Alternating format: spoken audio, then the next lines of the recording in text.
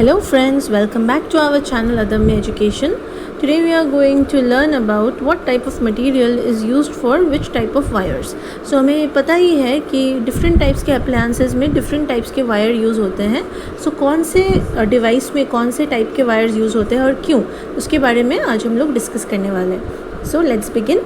सबसे पहले the most common is connecting wires, जिससे हम लोग नॉर्मल इलेक्ट्रिकल कनेक्शंस करते हैं. जो ये डायग्राम देख के आपको समझ ही आ रहा है, आपने ऑब्जर्व भी किया होगा कि एक वायर नहीं होता, there is a coil of many wires together.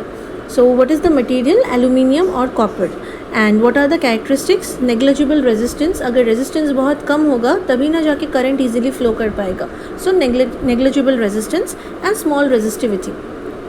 Also ये जो वायर्स बनते हैं इनको थिक बनाया जाता है so that the resistance is less. आपने पढ़ा ही होगा कि resistance is inversely proportional to the area of cross section. So जितना थिक वायर होगा उतना कम रेजिस्टेंस होगा. सो थिक करने के लिए क्या किया जाता है, एक वायर को थिक ना बना के बहुत सारे वायर को एक साथ कॉइल करके एक थिक वायर बनाया जाता है. इससे क्या हो रहा है, हीट लॉस भी रिड्यूस हो रहा है and also the resistance is less. Next है हमारे रेजिस्टेंस वायर्स और स्टैंडर्ड रेजिस्टर्स. ऐसे रेजिस्टर्स आपको लेबोरेटरी में देखने को मिलेंगे. Now it is made out of a material called constantan और manganin. Both of these are alloys. And what is the most important characteristic of this? They have a high resistance. Also they have a high resistivity, क्योंकि resistance and resistivity are directly proportional. So इसका resistance भी high है, resistivity भी high है. Also the change in resistance on changing the temperature is negligible. हमें पता है कि जितना temperature बढ़ाएंगे हमारा resistance भी बढ़ेगा. बट इन दिस केस अगर टेम्परेचर के साथ साथ रेजिस्टेंस भी बढ़ रहा है तो हमारे प्रैक्टिकल में तो बहुत प्रॉब्लम हो जाएगा, क्योंकि we have to use the device for a long period of time and during that period temperature काफ़ी चेंज हो जाता है. सो उसी बेसिस पे अगर रेजिस्टेंस भी चेंज हो जाएगा सो हमारा पूरा प्रैक्टिकली ख़राब हो जाएगा.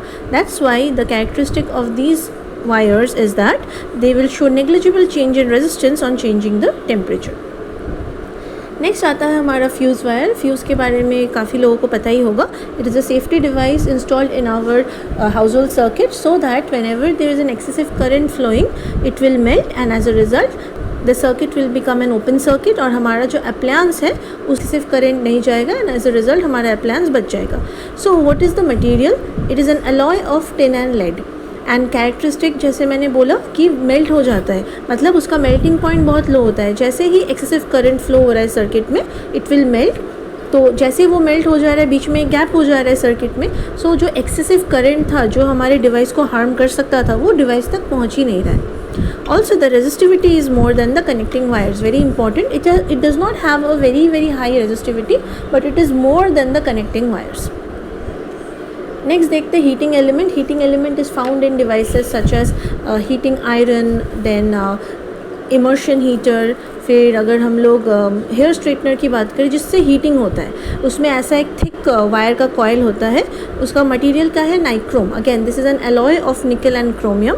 कैरेक्टरिस्टिक्स क्या होंगे? High resistivity, high change in resistance on changing the temperature. मतलब जितना टेम्परेचर हम लोग बढ़ाएंगे रेजिस्टेंस बढ़ता ही रहेगा. Okay, because of this high resistance it is able to heat up so easily and as a result we are able to use it for various purposes. Last हमारा है filament of a bulb. ऐसे type के bulbs तो I don't think आजकल के बच्चों ने देखा होगा. तो ये जो फिलामेंट होता है it is made out of a material called tungsten. शायद आपने नाम सुना होगा. Tungsten is not a good conductor of electricity but it has a very high melting point. So क्या होता है जब हम लोग इसके थ्रू इलेक्ट्रिसिटी पास करते हैं, because of its high melting point it does not melt easily, rather it will start glowing and because of that glow as you can see on the left image the bulb appears to glow.